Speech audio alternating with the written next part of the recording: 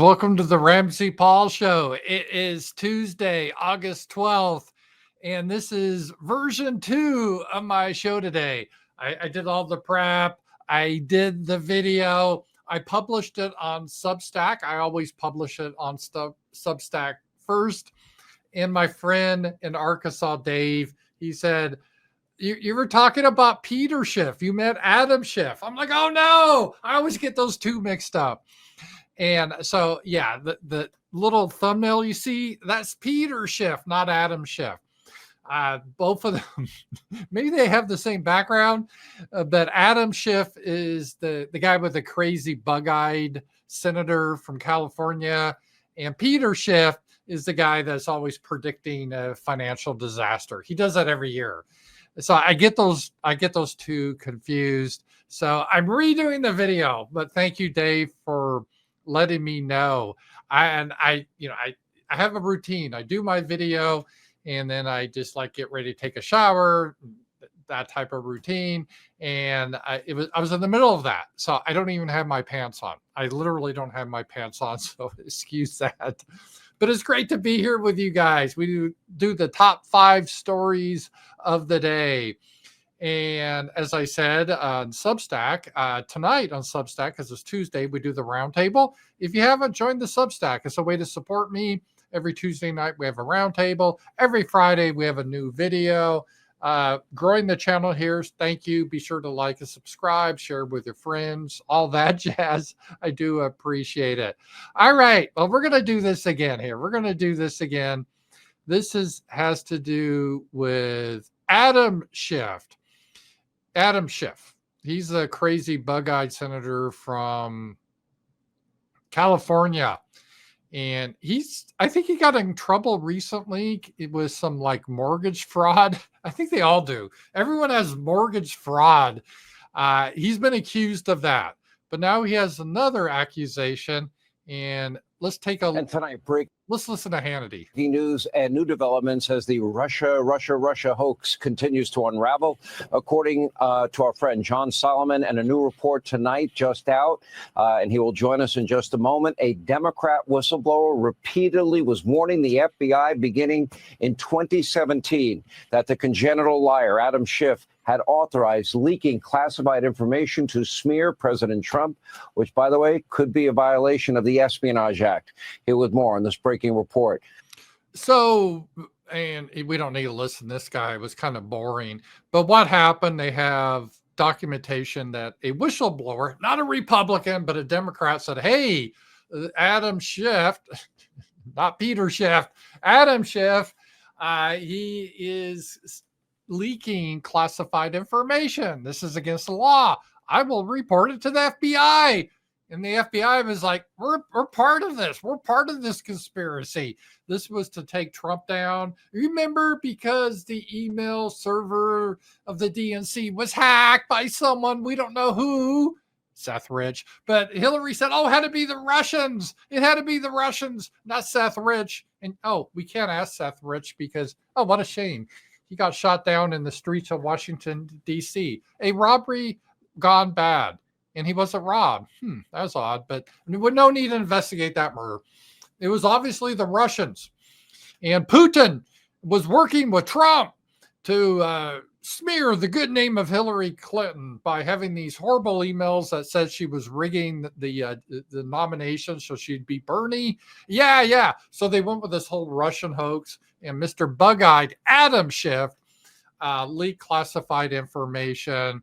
And so it'll be interesting to see what happens here. But what's even more interesting is how this went to the FBI and to their attorney general at the time. Who was it? Merrick Garland, who happened to be the same ethnicity as Adam Schiff. How about that? They didn't do anything about it. The FBI or the attorney general. Hopefully the Fox News girl, what's her name? Attorney General Pam Bondi. Hopefully she'll investigate this. And maybe Adam Schiff will head to jail. I joke. No one ever goes to jail in Washington. It's not like they're normal people that have to be held accountable when they engage in fraud or break the law. No. But so that's the number one story. Adam Schiff, not Peter Schiff. And thank you, Dave. for correcting me on that. So I want to get that fixed. All right. The number 2 story was the inflation rate came out. This is a big one because inflation is probably the number 1 issue with people. Everything seems so expensive. And people are predicting, these tariffs is really going to create inflation going higher. But the official numbers came out for July, and the price increase was only 2.7%, which is lower than expected. They were expecting a higher rate. So this is good for Trump because, hey, inflation's under control. I know it doesn't feel that way when you go to the store, but they wouldn't lie about stats, would they? No, I can't believe the government would ever lie. But that's the official rate. And Trump's happy about it because he wants a rate cut by Powell.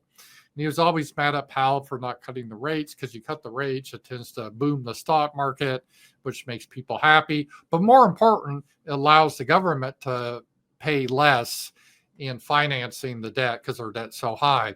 So there could be a rate cut coming in September, which should help stocks and Bitcoin and all that jazz. But officially, the CPI or core inflation is just 2.7%, paving a way for a potential rate cut in September. The number 3 story was we're supposed to have all these tariffs on China. Remember that? That was coming up. Well, Trump delayed it. People use the expression taco. Trump always chickens out. And he chickened out and he just increased the deadline. I don't know why you have a deadline if you keep increasing it, but Trump does. And there's a couple of things that are going here with the trade with China. So much of our stuff has been outsourced to China. It really sucks. Trump wants to bring that back to America. I support that. Protects American industry. But then we got the stupid Ukrainian war. And China, they buy a lot of oil and gas from Russia. So Trump was big on Lindsey Graham's idea and Europe's idea. Let's put sanctions on both anyone that trades with Russia. And that typically is India and China. So he put some sanctions on India, though they weren't as bad as they may seem. India said, we're not going to change our behavior. And China's like, yeah, don't even think about it. Don't even think about it. You know, all your rare earth refinement that you outsourced, we do it and you depend upon it for your weapons. So I wasn't thinking about another huge tariff on us. So they're negotiating that, but it looks like the tariff with China has been delayed again. I think Trump understands that getting into a trade war with China is not a good idea right now. I think he understands we need some tariffs. We need to encourage the industry to come back to America, but that's going to be a long process. And we just can't snap our fingers and bring it back. And China has a lot of cards now. So the tariffs in China have been delayed again. All right. So that was the number 3 story. The number 4 story is DC, Washington, DC, District of Columbia. They're kind of a special case. They're basically run by Congress, but they decided to give District of Columbia some rural self-governance. Mistake because of the demographics. And let me show you what happens when you have that. So they had an interview with the police chief of the DC cops. And of course, all of our police chiefs, you can't have a white male police chief. I think that's against the law. So they're always either colored people of color, or women. And preferably both. Maybe if they're LGBTQ, that's an added bonus. So we have this lady here who is a police chief. Her name is Pamela Smith. And a reporter asked her, or I guess she would say he asked her a hard question that she couldn't answer. So let's just take a look at this question here. And here we go. What the chain of command is now? He's asking, do you know what the chain of command is now? This is meaning beforehand, it was like the police chief and the mayor, but now the federal government has taken over it. So what's the chain of command? Do you still report to like the mayor, or do you go to Pam Bondi? So that's what he's trying to ask her. What does that mean? What does that mean? What does chain of command mean? I never heard that phrase. What are you talking about? Is that some white phrase? We keep it real here in the hood. Chain of command. Shit. What are you talking about? Is it Pam Bondi speaking to the? She's lost. She goes, I don't know. I don't know what she's talking about. I presume by her haircut, she's also LGBTQ. So she's got all three. This is like the trifecta: person of color, woman, and LGBTQ. Mayor speaking to you, or how does? Uh-oh, she doesn't know. She has no idea. She's just looking at the ground like, shit, I don't know what this guy's talking about. Chain of command. He's using these fancy words. He's trying to trick me up.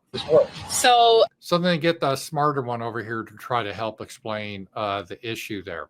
And meanwhile, the other one is looking down in shame. Looking down in shame. I don't know what chain of command is. He's trying to trick me. He be tricking me. Why doesn't he ask me an easier question? So that's what happened there. So there you go. There's Washington, D.C. police chief, the top chief, right? You're supposed to get the top police officer, real smart.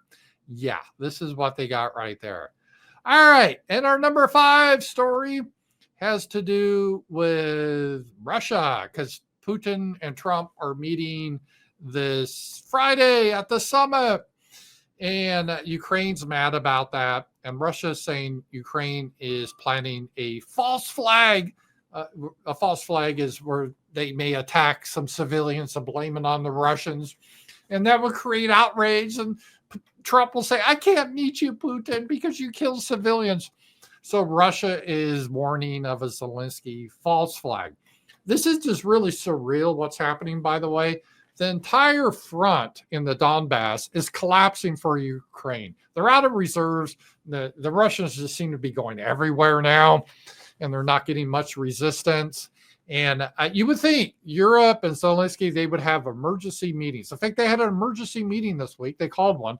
And you would think, what, to discuss the crisis on the battlefield? No, they don't care about that. They're not even aware of that. They don't care about that. No, the big crisis is Trump is meeting with Putin. So they got to get all hands on deck and determine what they're going to do. And they're all mad. How dare you meet with Putin?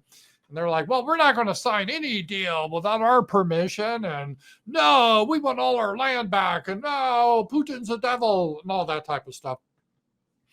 And it's like, guys, the whole thing is being decided on the battlefield. You guys can say whatever you want. Like, oh, this is horrible. We are going to stand together. The coalition of the willing. We're standing firm. I'm like, what does that mean? You don't have any weapons. You guys are weak. What are you talking about? You're like, yeah, but America, you got to help out. More sanctions. We've tried sanctions. We can't put any more sanctions on Russia. What are you going to do? We're at max.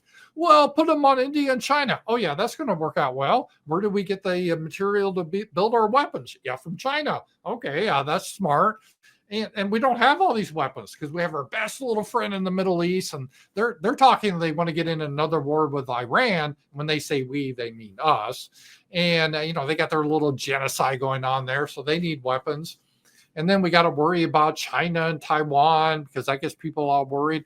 And we've shot off all these missiles that drone, and they're expensive, and they take a long time to build. And we just don't have them in the inventory. Remember Pete Hegseth, the defense minister, Department of Defense, he said, hey, we got a critical shortage. We got to cut Ukraine off. And so we just don't have these weapons. And if we had the weapons, Ukraine is running out of men. Russia's a bigger army. In fact, they're bigger now than they were when the war started, despite all the propaganda. Oh, 6 million Russians are dying every year. It's like, no, they're not, right? You've been fed lies by the media and the spin. But the bad thing is, I think the people like in Brussels and all these European weirdos, I think they're believing their own propaganda, which is always very dangerous. So they're in this fantasy world. They don't really care about the realities of the battlefield. They're just worried about Trump, Orange Man, meeting with Putin, who's really Hitler. So we got two Hitlers meeting each other. I don't know. They're worried about Hitler's going to appease Hitler. We can't have Hitler appeasing Hitler. So they're all upset about that. They're not even worried about the battlefield. So what's to negotiate? Pretty soon the Russians will have what they want anyway. The Donbass will fall, and the European people will all be yelling and debating each other. What a mess. So those were the top 5 stories of the day. And the number 1 story was Adam Schiff, not Peter Schiff, was accused of leaking classified information, Mr. Crazy Bug-Eyed Guy. Number 2 was the official inflation rate is lower than expected. Number 3, tariffs on China have been delayed yet again. Number 4 was a hilarious example of DEI in action. Hilarious. There's some humor involved with it.